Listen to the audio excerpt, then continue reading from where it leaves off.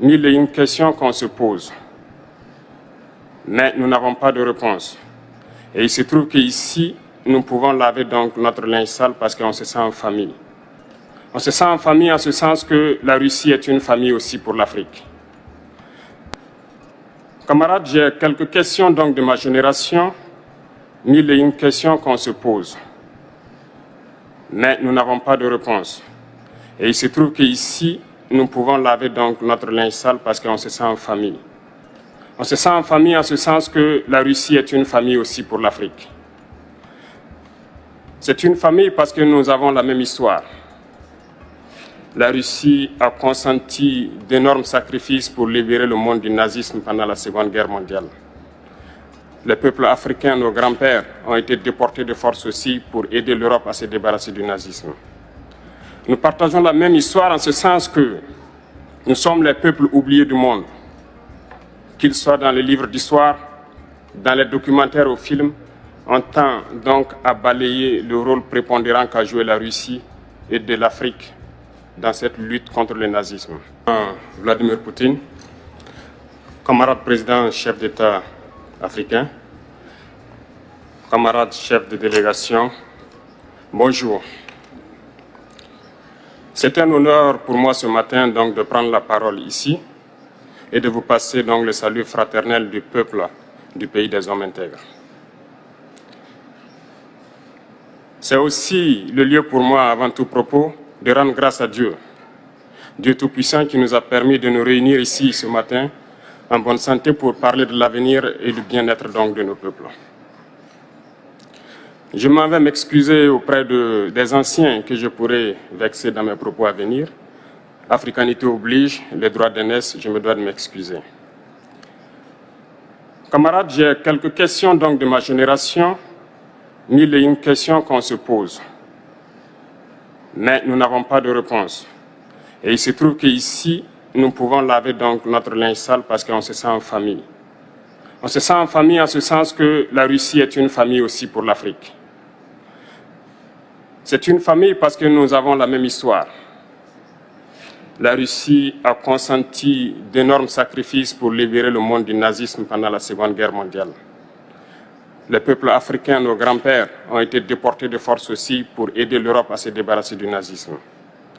Nous partageons la même histoire en ce sens que nous sommes les peuples oubliés du monde, qu'ils soient dans les livres d'histoire, dans les documentaires ou films, on tend donc à balayer le rôle prépondérant qu'a joué la Russie et de l'Afrique dans cette lutte contre le nazisme. Nous sommes ensemble parce que, actuellement, nous sommes là pour parler de l'avenir de nos peuples, de ce qui va advenir demain, de ce monde libre auquel nous aspirons, de ce monde sans ingérence dans nos affaires internes. Nous avons les mêmes perspectives et je souhaite que ce sommet soit l'occasion donc de pouvoir tisser de très bonnes relations en vue d'un meilleur avenir de nos peuples. Les questions que mes générations se posent sont les suivantes, si je peux me résumer.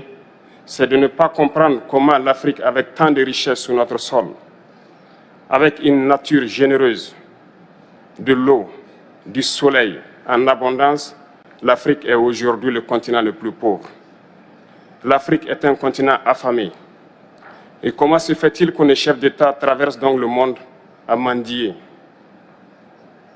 Voici des questions que nous nous posons et que nous n'avons pas de réponse jusque-là.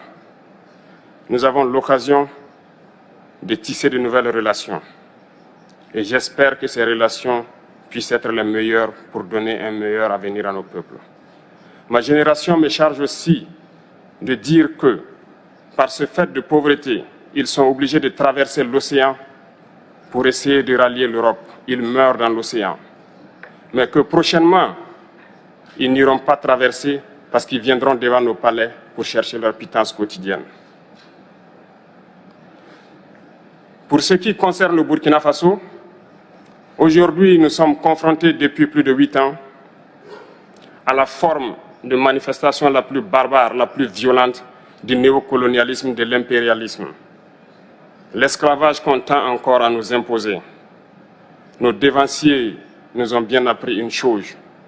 L'esclave qui n'est pas capable d'assumer sa révolte ne mérite pas que l'on s'apitoie sur son sort. Nous ne nous apitoyons pas sur nos sorts, on ne demande pas que quelqu'un s'apitoie sur notre sort. Le peuple burkinabé a décidé de lutter contre l'île terroriste en mesure de relancer son développement. Dans cette lutte, des vaillants peuples, des vaillantes populations se sont engagées à prendre les armes face au terrorisme, ceux que nous avons affectueusement appelés les VDP, des volontaires. Nous sommes surpris de voir les impérialistes traiter ces VDP de milices et de tout type.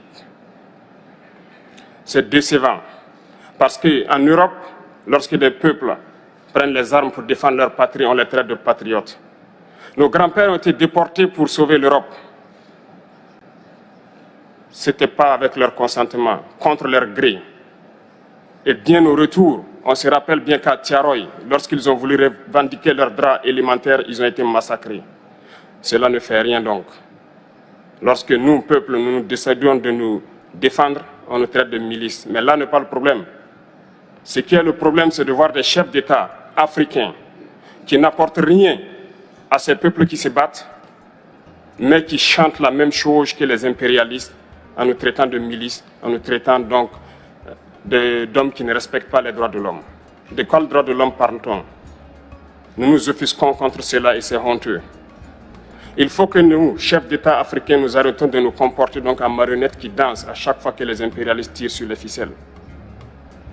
Hier, le président Vladimir Poutine a annoncé donc l'envoi de céréales en Afrique. Nous sommes bien contents. Nous lui disons merci pour cela. Mais aussi, c'est un message passé à nous, chefs d'État africains, parce qu'au prochain forum, nous ne devrons pas venir ici sans avoir assuré, pour ceux qui ne connaissent pas la guerre, l'autosuffisance alimentaire de nos peuples.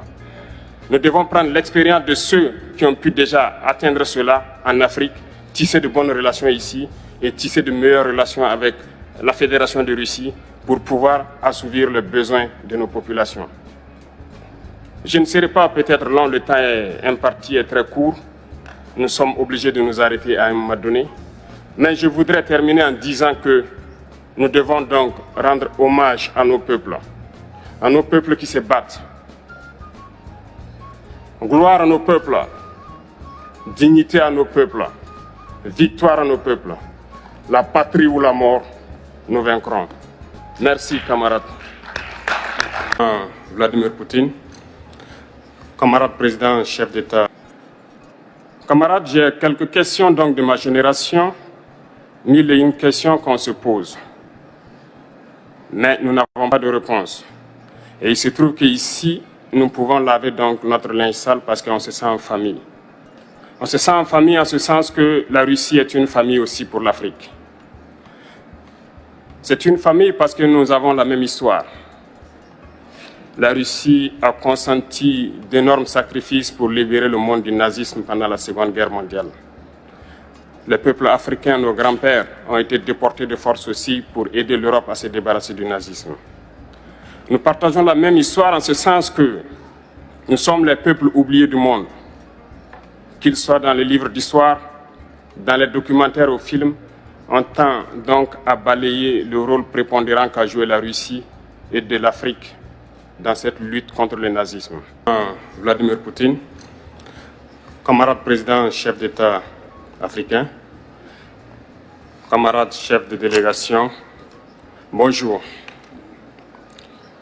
C'est un honneur pour moi ce matin donc de prendre la parole ici et de vous passer donc le salut fraternel du peuple du pays des hommes intègres. C'est aussi le lieu pour moi, avant tout propos, de rendre grâce à Dieu, Dieu Tout-Puissant qui nous a permis de nous réunir ici ce matin en bonne santé pour parler de l'avenir et du bien-être donc de nos peuples. Je m'en vais m'excuser auprès des anciens que je pourrais vexer dans mes propos à venir.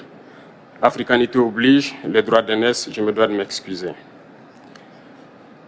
Camarades, j'ai quelques questions donc de ma génération, mille et une questions qu'on se pose. Mais nous n'avons pas de réponse. Et il se trouve qu'ici, nous pouvons laver donc notre linge sale parce qu'on se sent en famille. On se sent en famille en ce sens que la Russie est une famille aussi pour l'Afrique. C'est une famille parce que nous avons la même histoire. La Russie a consenti d'énormes sacrifices pour libérer le monde du nazisme pendant la Seconde Guerre mondiale. Les peuples africains, nos grands-pères, ont été déportés de force aussi pour aider l'Europe à se débarrasser du nazisme. Nous partageons la même histoire en ce sens que nous sommes les peuples oubliés du monde, qu'ils soient dans les livres d'histoire, dans les documentaires ou films. On tend donc à balayer le rôle prépondérant qu'a joué la Russie et de l'Afrique dans cette lutte contre le nazisme. Nous sommes ensemble parce que, actuellement, nous sommes là pour parler de l'avenir de nos peuples, de ce qui va advenir demain, de ce monde libre auquel nous aspirons, de ce monde sans ingérence dans nos affaires internes. Nous avons les mêmes perspectives et je souhaite que ce sommet soit l'occasion donc de pouvoir tisser de très bonnes relations en vue d'un meilleur avenir de nos peuples. Les questions que mes générations se posent sont les suivantes, si je peux me résumer. C'est de ne pas comprendre comment l'Afrique, avec tant de richesses sur notre sol, avec une nature généreuse, de l'eau, du soleil en abondance, l'Afrique est aujourd'hui le continent le plus pauvre. L'Afrique est un continent affamé. Et comment se fait-il que les chefs d'État traversent donc le monde à mendier? Voici des questions que nous nous posons et que nous n'avons pas de réponse jusque-là. Nous avons l'occasion de tisser de nouvelles relations. Et j'espère que ces relations puissent être les meilleures pour donner un meilleur avenir à nos peuples. Ma génération me charge aussi de dire que, par ce fait de pauvreté, ils sont obligés de traverser l'océan pour essayer de rallier l'Europe. Ils meurent dans l'océan. Mais que prochainement, ils n'iront pas traverser parce qu'ils viendront devant nos palais pour chercher leur pitance quotidienne. Pour ce qui concerne le Burkina Faso, aujourd'hui, nous sommes confrontés depuis plus de 8 ans à la forme de manifestation la plus barbare, la plus violente du néocolonialisme, de l'impérialisme. L'esclavage qu'on tend encore à nous imposer. Nos dévanciers nous ont bien appris une chose. L'esclave qui n'est pas capable d'assumer sa révolte ne mérite pas que l'on s'apitoie sur son sort.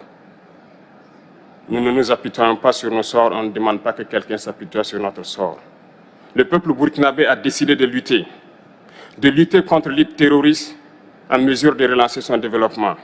Dans cette lutte, des vaillants peuples, des vaillantes populations se sont engagées à prendre les armes face au terrorisme, ceux que nous avons affectueusement appelés les VDP, des volontaires.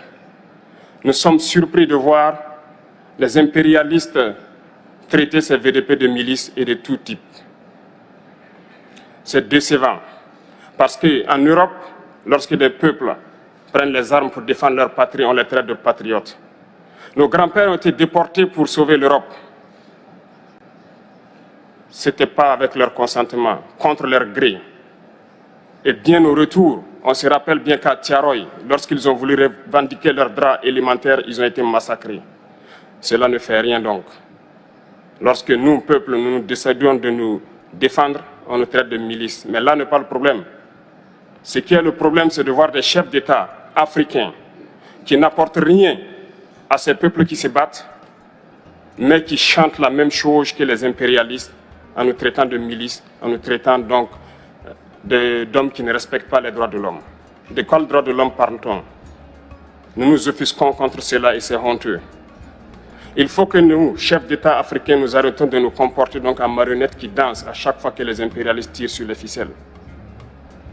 Hier, le président Vladimir Poutine a annoncé donc l'envoi de céréales en Afrique. Nous sommes bien contents. Nous lui disons merci pour cela. Mais aussi, c'est un message passé à nous, chefs d'État africains, parce qu'au prochain forum, nous ne devrons pas venir ici sans avoir assuré, pour ceux qui ne connaissent pas la guerre, l'autosuffisance alimentaire de nos peuples. Nous devons prendre l'expérience de ceux qui ont pu déjà atteindre cela en Afrique, tisser de bonnes relations ici et tisser de meilleures relations avec la Fédération de Russie pour pouvoir assouvir les besoins de nos populations. Je ne serai pas peut-être long, le temps imparti est très court. Nous sommes obligés de nous arrêter à un moment donné. Mais je voudrais terminer en disant que nous devons donc rendre hommage à nos peuples qui se battent, Gloire à nos peuples, dignité à nos peuples, victoire à nos peuples. La patrie ou la mort, nous vaincrons. Merci, camarades.